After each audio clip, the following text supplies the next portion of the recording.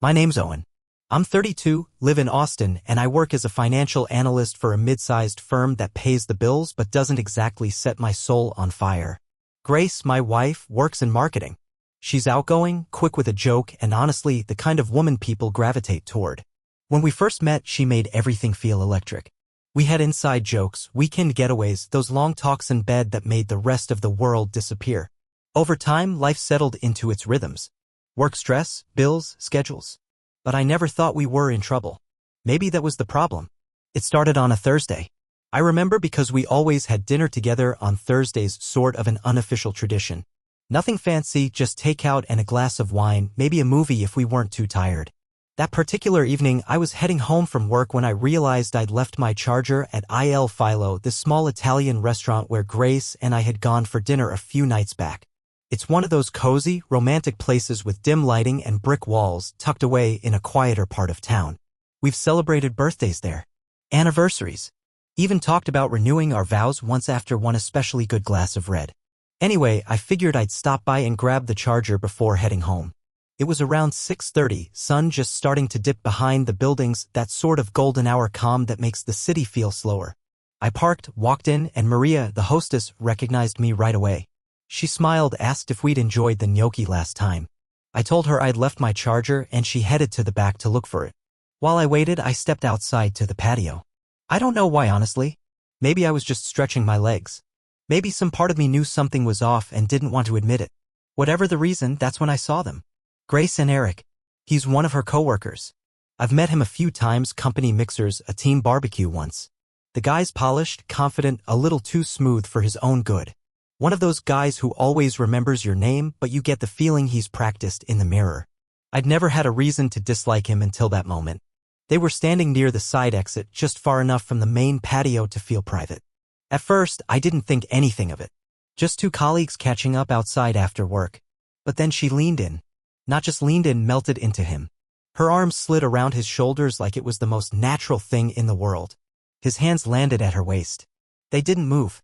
They just stood there, eyes closed for a moment, like the world had gone quiet around them. And me? I froze. I didn't say anything. I didn't storm over. I didn't yell. I just turned around, walked back inside, and told Maria I'd come back another time. My charger suddenly didn't seem all that important. The drive home was a blur. My thoughts were like static, loud but incoherent. I kept trying to replay what I saw, to twist it into something innocent. Maybe it was just a weird goodbye. Maybe someone had a rough day and needed a hug. But the truth was, I'd never seen Grace hug anyone like that, not even family. It was an asterisk, mate. Familiar. When I got home, I found her in the kitchen, stirring a pot of leftover chili. She smiled when she saw me. Not a guilty smile. Just her usual, hey honey smile. Hey babe, she said. You're home early. Yeah, I said, setting my keys on the counter. Thought I'd skip traffic. She nodded, poured us both a glass of wine. We made small talk about our days. She told me she was staying late at the office the next day for some brainstorming session. I nodded like that made sense. After dinner, we settled into the couch like always.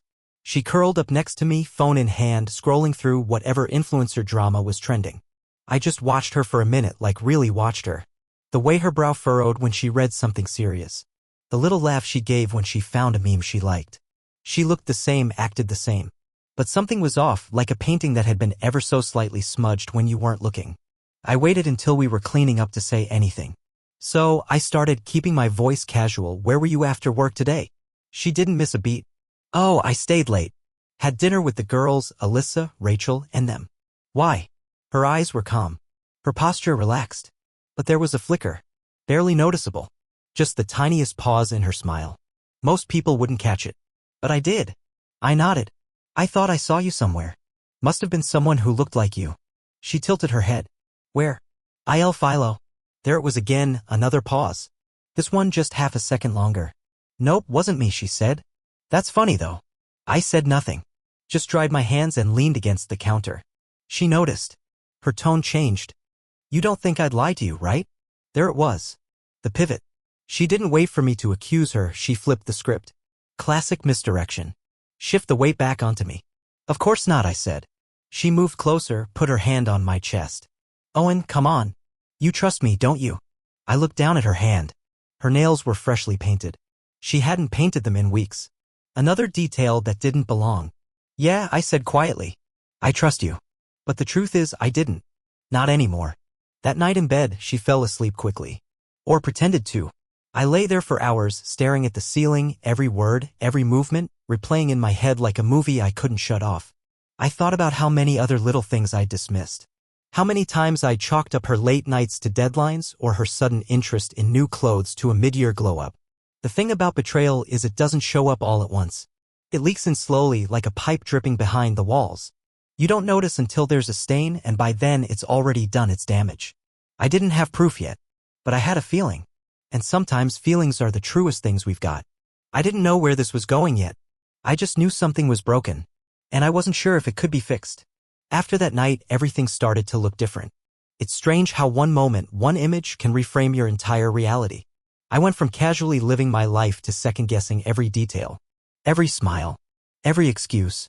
It was like someone handed me a pair of glasses I didn't know I needed, and suddenly the picture came into horrifying focus. Grace went to bed that night like nothing happened. I laid there stiff as a board, staring at the ceiling while her breathing slowly evened out. Normally, I'd pull her closer, rest my hand on her hip, let the rhythm of her breaths pull me under. But that night, the distance between us felt like a canyon. I kept hearing her words on loop, "You do trust me, right?" I didn't. Not anymore. And the moment I admitted that to myself, everything started unraveling. The next morning, she was cheerful. Overly cheerful.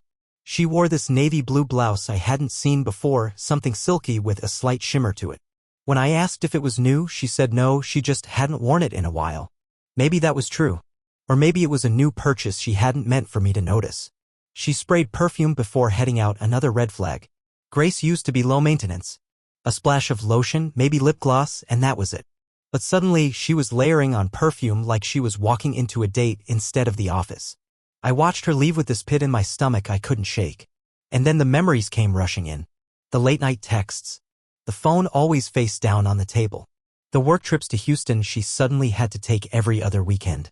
The way she started bringing her phone into the bathroom and locking the door behind her. That one hit hard. Grace used to leave her phone anywhere. She'd hand it to me and ask me to look up recipes or text her mom back. But now she held onto it like it was a vault full of secrets. One night a couple of weeks ago, she came home from drinks with coworkers looking flushed, smiling in this dazed, dreamy way.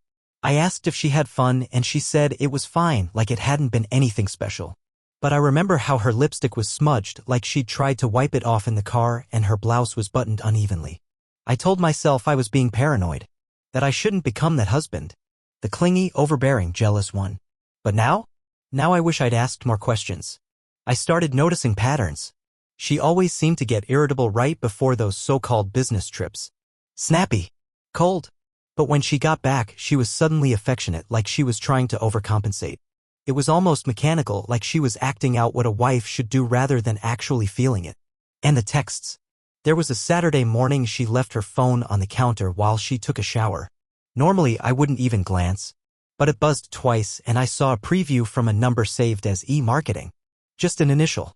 But the message was a little too casual, still thinking about last night. Hope you're not too sore, winking face. I stared at it for a long time. Long enough to memorize it, to burn it into my brain. When she came back into the kitchen, towel on her head, humming some song I didn't recognize, I handed her the phone like nothing happened. She looked at me, paused, and said, "Thanks," her voice just slightly higher than usual. That day, I told myself I had to be sure. I wasn't going to throw accusations around. If I confronted her too soon, she'd deny everything. She'd gaslight me. Turn it into my insecurity. No, if I was going to bring this up, I needed facts. Not just feelings. I started paying more attention. Writing things down. Patterns, dates, outfits. One time, she told me she was meeting her friend Alyssa for dinner. But Alyssa posted a picture to Instagram that night. She was in Dallas visiting her sister. Grace didn't tag anyone, didn't post anything herself. When I asked how dinner was, she said, "Fun." Alyssa had this hilarious story about her dog getting loose in the neighbor's yard. I didn't say a word, but my hands were shaking under the table. One night, she came home wearing a different shade of lipstick than she'd left with. That same week, she suddenly got into yoga, something she'd previously said was too slow for her. But she wasn't going to a gym. She was doing private sessions with someone she found through a coworker. I never met this instructor. I never saw any receipts. We used to have dinner with my parents every other Sunday. But lately, she always had a reason to skip. A last-minute deadline. A friend in crisis. A migraine. She used to love those dinners. My mom makes this lemon pie Grace would beg to take home leftovers of. But now? She barely asked about them. And when I came back with a piece of pie one night, she just said, "I'm watching my sugar." She started sleeping with her back to me. That one hurt more than I want to admit. Grace was always the one who initiated cuddles, who tangled her legs with mine, who insisted I stop sleeping like a dead man and wrap my arm around her. But now she curled up facing the wall, tense like even the brush of my arm would snap her. At one point, I considered talking to Eric, asking him outright. But what was I going to say? "Hey man, are you sleeping with my wife?" If he was, he'd lie. If he wasn't, he'd think I was insane. And either way, Grace would know I'd asked. It wasn't the right move. Not yet. Instead, I started documenting. Quietly. Carefully. Notes on my phone. Photos of receipts she left in her purse. Times she said she was one place but evidence pointed elsewhere. It felt horrible, like I was betraying her. But then I'd remember the hug. The way her arms wrapped around him. The way he looked at her like she was his. I wanted to believe it wasn't what it looked like. But deep down I knew. I'd known for weeks, maybe months. I'd just been too scared to face it. Too scared to ask the question that would destroy the life we'd built. And still, I wasn't ready to say it out loud. Not yet. I needed that one moment, something undeniable. A truth even she couldn't dance around. And the thing about truth? It has a way of showing up whether you're ready or not. I didn't know it yet, but that moment was just around the corner. And once it hit, there'd be no going back. Some truths don't whisper. They slap you across the face. Up until that night, everything I had was circumstantial. Strong suspicions, yes, but no smoking G***N. I kept wondering if maybe, just maybe, I was reading too much into things. That I was being paranoid. That the late nights, the mood swings, the phone secrecy, maybe it was just a rough patch. Stress. Burnout. Life being life. But then came Friday. And Friday took all those maybes and crushed them under its heel. Grace told me she was going to stay over at her friend Rachel's house. Girls' night, she said, like it was some sacred ritual I shouldn't dare question. She even added a little laugh, like I was being silly for raising an eyebrow. "We're doing face masks and watching Love is Blind. Please don't call me unless the house is on fire," she joked, tossing a change of clothes into a tote bag. "Tell Rachel I said hi," I said. She paused just a second too long before answering, "Will do," then leaned in to kiss my cheek. Not the lips. Not a long goodbye. Just a light peck like we were business associates, not husband and wife. She was out the door 10 minutes later. I should have let it go. Should have sat on the couch, watched the game, and pretended I believed her. But I couldn't. Instead, I opened Instagram. Not hers, she'd barely posted anything lately. But one of her co-workers, Jenna, had tagged a story about 45 minutes after Grace left. It was one of those blurry, casual bar videos, music thumping, laughter in the background, people holding drinks too close to their faces. I was about to tap past it when I froze. There, right in the middle of the screen, was Grace. And Eric. They were at some bar downtown. I recognized the neon sign behind them, a spot called The Roost. Grace was wearing the same outfit she left the house in, black jeans, a Berg asterisk and white top I didn't recognize, and that delicate gold necklace I got her for our 3rd anniversary. Eric's arm was slung around her back casually like it belonged there. But what hit me in the gut wasn't just the physical closeness. It was her face. She looked lit up. Giddy. Like someone caught in a moment that felt too good to be true. Then, right as the video panned to the left, she turned and reached up, pressing her lips to his cheek, just on the edge of his mouth. Not full-on kissing. But an asterisk, mate. Real. Too real. I hit pause and stared at the screen for what felt like hours. Every muscle in my body locked up. My chest felt tight, like someone had tied a weight to it and dropped it into the ocean. I wanted to throw my phone across the room. Scream. Cry. Break something. But I didn't. Instead, I took a screenshot. Then another. Then another. I turned the video sound off and screen recorded the whole clip. I didn't need to look for more. I had enough. More than enough. But I still did. I clicked on Jenna's profile. Checked the other stories from that night. Another coworker had posted a boomerang of a tequila sh*t being poured. Grace was laughing in the background. Someone else had a video of the group dancing. Grace and Eric were next to each other the entire time. There was no Rachel. No girls' night. Just her and him and a bar full of people who apparently didn't care that she had a husband at home. I sat on the couch, the room spinning around me, every second of that video replaying in my head. This was it. The moment I had been dreading and somehow still wasn't ready for. I waited until it was late. Grace texted around 11:17 p.m. Having fun? Don't wait up, red heart. I stared at the heart emoji like it was a joke. She had no idea I knew. No idea I'd seen everything. That I was sitting in our living room, phone in hand, watching her betrayal like a highlight reel. And the worst part? Even then, I wanted her to tell me the truth. Some desperate part of me still hoped she'd come home and confess. That she'd break down crying and say it was a mistake, that she hated herself for it, that she didn't know what she was doing. But she didn't come home at all. The next morning, she walked in around 9:30, holding an iced coffee like nothing happened. Hair slightly messy, sunglasses still on. She smiled. Morning, she said, her voice chipper. Did you eat? I stared at her like I didn't even know who she was. Because in that moment, I didn't. Sleep well? I asked flatly. She paused. Yeah, I guess. Why? I shrugged. Just wondering if you and Rachel had fun. Her lips twitched just slightly. We did. I nodded slowly. That's funny. She tilted her head. Why? Because Rachel was in San Antonio last night. She blinked. What? Yeah, I said, standing. She posted a picture from her cousin's wedding. Looked like a good time. Grace didn't say anything. I pulled out my phone and tapped the screen.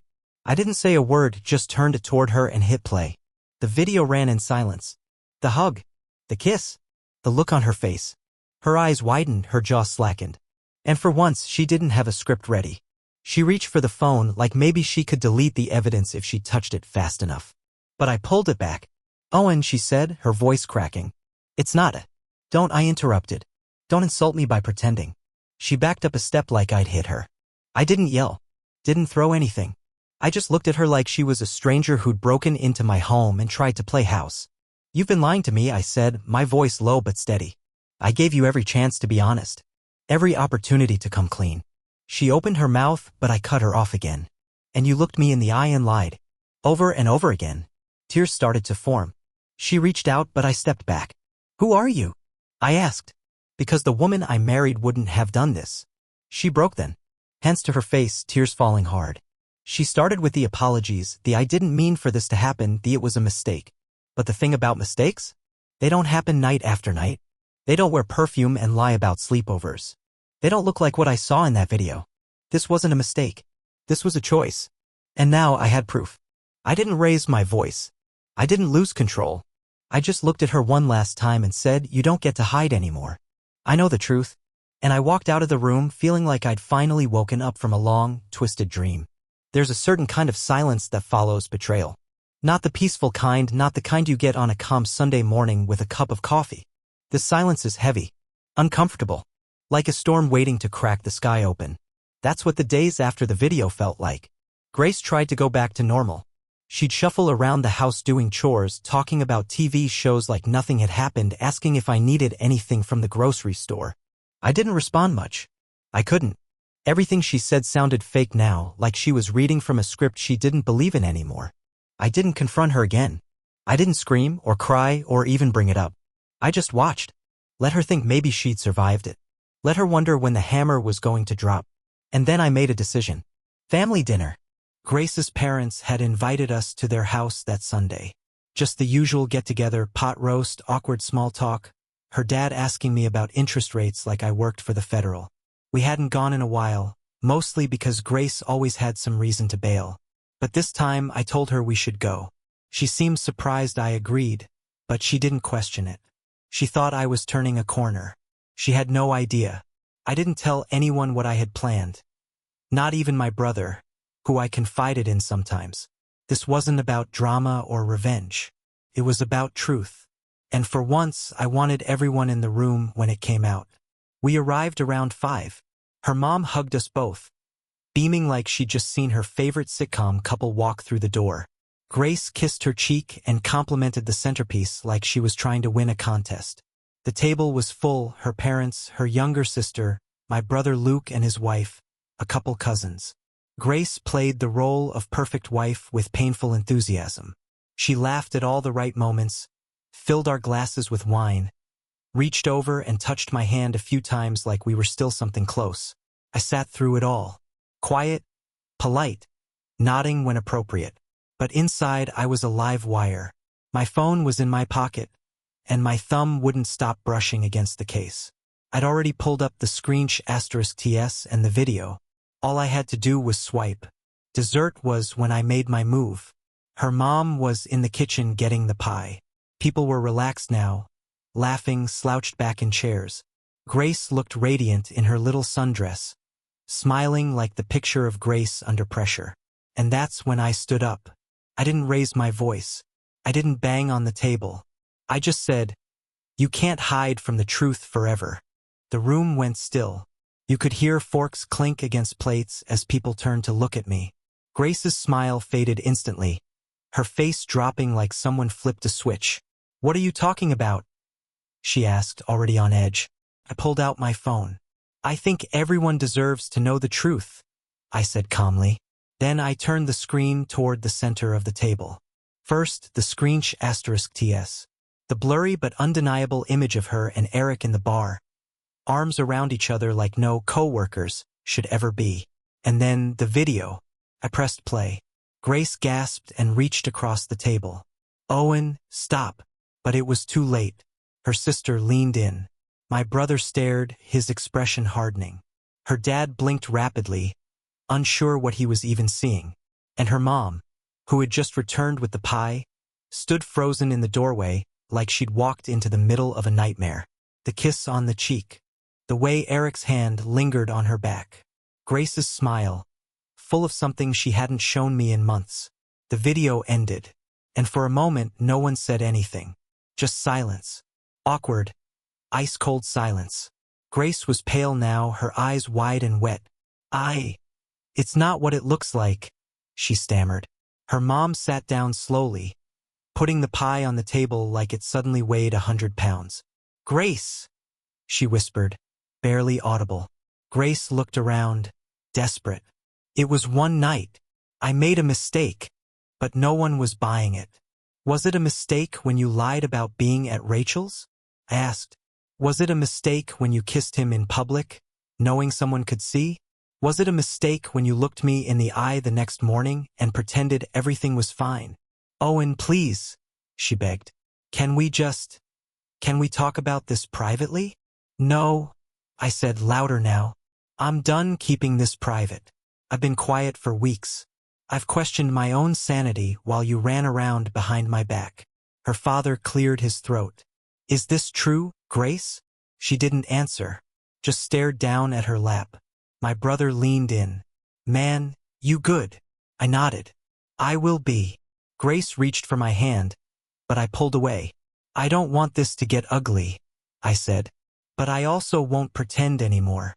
You made your choices. Now you live with them." She finally broke. Tears streaming, voice shaking, whispering apologies to anyone who would listen.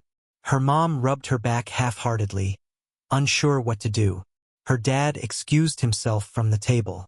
Her sister just stared at her like she didn't recognize her. I stood up. "I'm leaving. You can stay and explain whatever you want to them. I'm done pretending." And with that, I walked out. Outside, the air felt lighter. I stood on the porch for a moment, breathing deep, hearing the muffled voices inside. Questions, confusion, maybe even anger. But none of that mattered. For the first time in weeks, maybe months, I felt something I hadn't in a long time. Clarity. She had spent so much time crafting this story, of perfection, of innocence, of being misunderstood. But the mask had slipped. And now, the people who loved her saw what I had been seeing all along. I got in my car, hands steady on the wheel, and drove off into the dark. Not sure where I was going. Not sure what came next. But I knew this. I wasn't going to live in the lie anymore. After the dinner, I didn't go home. I couldn't. I drove for hours with no destination in mind, just a swirling storm in my chest and the kind of silence that presses on your ears. At one point, I found myself parked in front of Lake Travis. The water was calm, unmoving, like it didn't care that my entire world had just cracked open. The thought hit me then, maybe this wasn't falling apart. Maybe it was falling away from the lies, from the fake smiles, from the weight I didn't even realize I'd been carrying. I stayed at my friend Jared's place that night. He didn't ask too many questions, just handed me a blanket and said, "You don't owe anyone anything right now. Rest." That kind of quiet support? I didn't realize how much I needed it until I finally let my shoulders drop. The next morning, I drove back to the house. I didn't know what to expect, tears maybe, an apology. But when I walked in, Grace was just sitting there on the couch, still in the same sundress, makeup smudged, hands folded in her lap. She looked like a little kid waiting for a punishment she didn't fully understand. "Owen," she whispered. I didn't answer. She stood slowly. "Please, can we talk?" I looked at her for a long second, then shook my head. "I'm not ready for words. I just came for my stuff. And I meant it. I didn't have the bandwidth to navigate another round of denial or guilt-ridden bargaining. I just wanted space." So I walked past her, through the kitchen, up the stairs, into our room, and started packing. But as I opened the dresser drawer to grab a few shirts, something caught my eye. A small, white gift bag tucked behind the sweaters. I pulled it out and set it on the bed. No tag on the outside. I peeked inside. Cologne. Not mine. With it, a card handwritten. No envelope, no flourish. Just a folded slip of paper that read, "Last night was everything. I can't stop thinking about you. Thank you for making me feel alive. E." I read it 3 times. Then I sat down. You ever have one of those moments where reality punches you twice? Like, you think you've seen the worst of it and then something else hits harder? That note, it didn't just confirm the affair. It confirmed the *Macy of it. The secret language. The private world they'd built behind my back. He felt alive. She made him feel alive. What did that make me? A placeholder? A warm-up act? I left the note on the bed. I finished packing a small bag, took only what I needed, some clothes, my work laptop, a few toiletries, and walked downstairs. Grace was still on the couch. Eyes red. Hair tangled. Silent. I didn't speak to her. I walked to the door. She stood. "Owen, please, where are you going?" "Away," I said flatly. "Somewhere that's not here. Can we at least talk about this?" "There's nothing left to talk about," I said, turning the knob. She started to cry, but not the dramatic sobbing kind. Quiet. Choked. Like she knew she'd lost me and was trying not to drown in the weight of it. "I didn't mean for it to go this far," she said, voice cracking. "I don't even know why it happened. I felt so disconnected. Like we weren't us anymore." I looked over my shoulder. "Then you talk to me. You fight for us. You don't sneak off to someone else and hand them the version of you I never even got." She walked toward me. "Can't we just start over?" I shook my head. I don't need a life built on lies anymore. Then I opened the door, stepped outside, and closed it behind me. My phone buzzed before I even got to the car. "Grace, please don't do this. I'll go to therapy. I'll cut him off. I'll do anything." Then another. "You don't have to leave. We can fix this. Just come home." I silenced it. Threw it in the glove compartment. I wasn't coming home. The next few days were a blur. I stayed at Jared's again, then bounced around between friends and extended family, never staying in one place too long.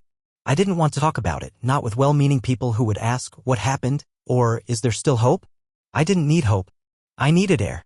Grace kept calling, texting, sending long emails full of memories, apologies, even old photos of us, like digital breadcrumbs meant to lead me back to her. But I was done following her trail of words. I was following proof now. I went back to the house on Thursday to grab the rest of my things. She was home. I didn't expect her to be. She opened the door like she'd been waiting all week. "You look tired," she said softly. "I am," I replied, brushing past her. I went upstairs. My suitcase was still open on the floor. The note was gone. I didn't ask about it. I just packed faster. When I came down, she was standing near the kitchen, hands clasped in front of her. "I've been thinking," she said. "A lot." I nodded. "Me too." She took a shaky breath.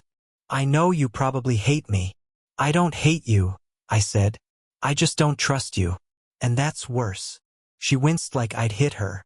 "I never stopped loving you." "Maybe," I said. "But you stopped choosing me. And in the end, that's the same thing."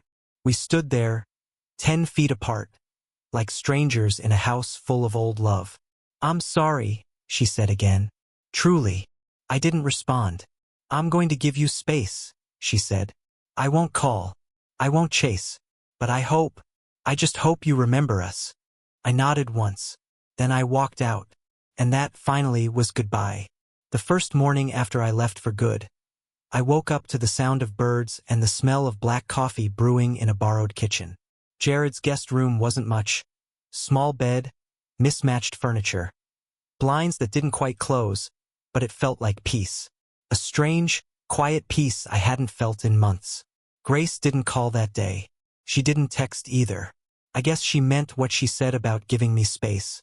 I should have felt relieved, but instead, it just added to the weird emptiness in my chest. Like I was finally alone with my thoughts, and those thoughts were asking tough questions. Had I missed the signs because I was too trusting? Too caught up in work?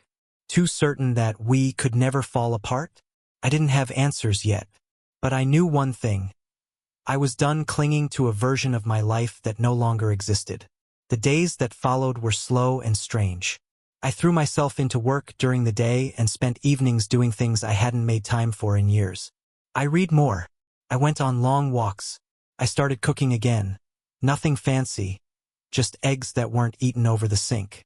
And I started reconnecting with old friends, with my brother, with the parts of myself I'd let fade into the background while I was trying so hard to be the perfect husband. Funny thing about distance, it clears the fog.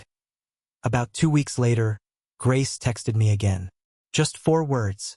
Can we meet up? I stared at the message for a while. A big part of me wanted to ignore it. I didn't owe her anything. But another part, the part that still remembered our early days, the laughter, the love, wanted to hear her out. Maybe not for closure. Maybe just because I needed to see the end properly. I agreed. We met at a park downtown. Neutral ground. The same place where we used to walk on lazy Sundays and make up stories about the people we passed. She was already sitting on a bench when I arrived, hands folded in her lap, eyes distant. Thanks for coming, she said. I nodded. Didn't think you'd ask. She swallowed. I needed to see you. One last time. I didn't say anything, just let her speak. I know I messed everything up, she said, voice trembling. I don't expect forgiveness. I just want you to know, I really did love you, Owen. I still do. I was scared of losing myself, of feeling like nothing was ever going to change. I sighed. And Eric was change? No, she whispered. He was escape. That hit harder than I expected. You didn't have to run away, I said quietly. You could have told me you were unhappy. You could have let me fight for us. Her eyes welled. I didn't think I deserved to be fought for. We sat in silence for a few minutes. People walked by. Dogs barked. Somewhere in the distance, a saxophonist played something smooth and sad. Finally, she reached into her purse and pulled out a small envelope. I wrote everything I couldn't say, she said. You don't have to read it now. I took it, not because I needed it, but because it felt like a way to end things cleanly. I'm moving, she said, staying with my sister for a while. I think I need to figure out who I am outside of all this. I nodded. That's probably the first honest thing you've said in months. She gave a small, broken smile. You deserved better. Yeah, I said. I did. We stood. No hugs. No dramatic goodbye. Just a nod. I hope you find someone who never makes you question yourself, she said. I hope you find yourself, I replied. And with that, we went our separate ways. That night, I opened the letter. I read it once. Then I folded it up, placed it in a drawer, and left it there. I didn't need to reread it. I had all the closure I needed. The truth hurt, but it also freed me. And sometimes the real story of healing starts not with forgiveness, not with answers, be you.